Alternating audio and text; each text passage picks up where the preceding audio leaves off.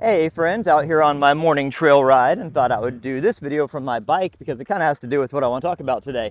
So this came up in a recent coaching call that I had with a client. Now this client is extremely successful, very motivated and driven, high performing individual that's getting to a point in their life where they're starting to think about the non-physical and how their physical activities influence the non-physical and where to put the priorities and what's most important.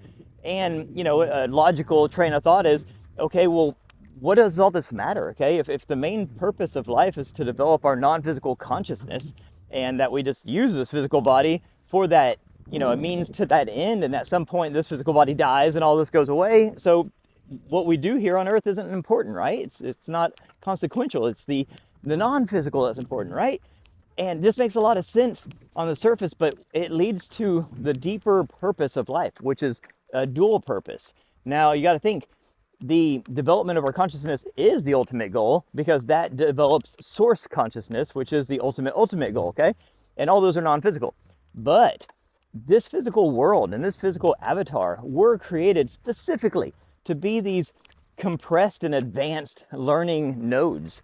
And it's incredibly important that we preserve both of them, and not only preserve them, but the ethos of the universe is evolve or die. So we have to evolve them, meaning while we are using this body and this world as a training and learning tool to develop our consciousness, we need to make sure that when we come back in for our next incarnation, that all these things are not only still here, but they have progressed, right? They've evolved, which means that we need to preserve and take care of our planet, this world, and leave it better than we found it. And we need to help evolve the human body because the human body is this important tool, an instrument that consciousness uses for its conscious development. So while you can prioritize it and say that developing your consciousness is the most important thing you can do because that is eternal, that is you, that's the essence of you, that's what you are taking with you, that never goes anywhere, that's you forever. So that is the most important, and each lifetime is fleeting and temporary. But you can't discount them because you're going to come back into this world more than likely. You're going to reincarnate back into a human body, into the same physical earth, okay? This is objective here. So you want to make sure that when you come back in, you're not coming back into a hellscape. You're coming back into a better place than you did last time, and that the physical body doesn't have the same issues and ailments and limitations it had before. Now you're an upgraded, new version, new model. So how do we do that?